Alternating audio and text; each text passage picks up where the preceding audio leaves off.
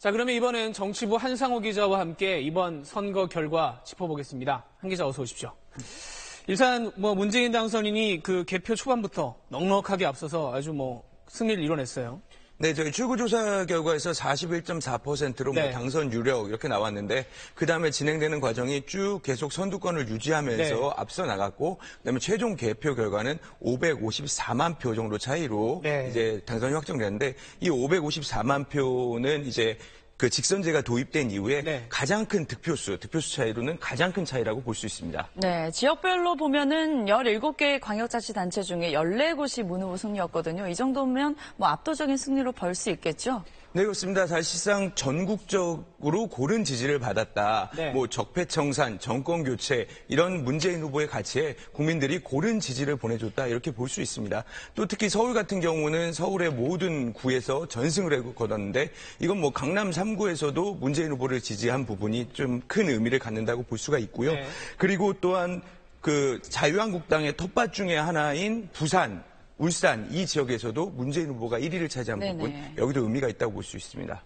이 세대별, 지역별로는 좀 이렇게 대결 양상이 조금 적었다면 오히려 이번 출구조사 결과를 보면 세대별로는 상당히 갈렸다는 느낌을 받을 수가 있어요. 네, 맞습니다. 그 지상파 3사의 출구조사를 분석해 본 결과 이 세대별 쏠림 현상이 뚜렷해진 걸로 나타났습니다. 네. 우선 지지율을 보면은 이 문당선인 같은 경우 20대에서 47.6, 30대 56.9, 네. 그다음에 40대 52.4%의 지지를 받은 반면 이 홍준표 후보는 8에서 11% 정도의 지지를 받는데 그쳤습니다. 네. 이 50대에서도 문당선인은 36.9%의 지지율로 홍 후보를 10%포인트 이상 넘게 앞섰습니다. 근데 이게 하지만 60세 이상으로 가면은 또 얘기가 완전히 달라집니다. 네네. 이 문당선인은 60, 70대 지지율에서 25%를 넘지 못한 반면에 그 홍 후보는 60대에서 45.8, 70대에서는 50.9% 과반 이상을 기록했습니다. 네. 이게 의미하는 부분은 이제 20대에서 50대는 부패, 그다음에 비리 청산 이런 부분의 가치를 뒀고 그다음에 60대 이상 같은 경우는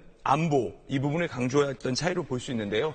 특히 박근혜 전 대통령의 탄핵에 반대한 비율이 60대 이상에서 많았다는 점을 고려하면 왜 이런 결과가 나왔는지 어느 정도는 짐작해 볼 수 있습니다. 네. 이번 정부는 인수위 없이 바로 출범을 합니다. 주요 인사부터 시작해서 얼마나 이제 정리해야 될 게 많겠습니까? 많이 혼란스러울 것 같은데요. 네, 일단은 가장 논란이 되는 부분 이제 외교 문제이면서도 안보 문제인 바로 사드 문제입니다. 이 선거 과정에서도 상당히 논란이 많았었는데 이 문당선인은 사드 배치는 새 정부에서 재검토해야 된다. 또 국회 인준 동의를 받아야 된다. 여전히 이런 입장입니다. 하지만 또 한미 동맹 관계는 훼손하지 않으면서도 이 문제를 풀어야 하는 과제를 안고 있는데요.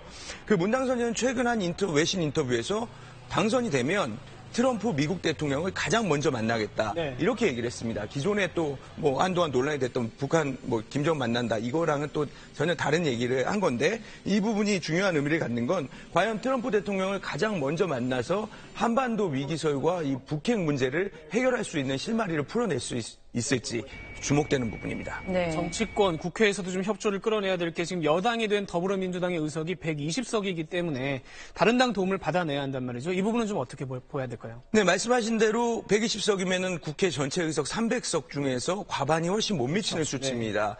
당연히 야당의 도움이 절실한 상황입니다. 우선 가장 급한 거 새 정부에서 총리 이제 지명을 네네. 하면은 이 인준 동의를 받아야 네, 그렇죠. 되는데 네. 야당이 이 부분에 대해서 발목을 잡으면은 이제 국무위원들 임명하는데도 차질을 빚게 되고 자칫하면은 출범 초기에 국정 동력을 상실할 수도 있습니다. 또 이 문재인 당선인이 기존에 공약으로 내왔던 각종 공약들을 실천하려면 국회 입법 협조가 필요한데 이 부분에 있어서도 이제 야당의 협조가 상당히 필요한 부분이고요.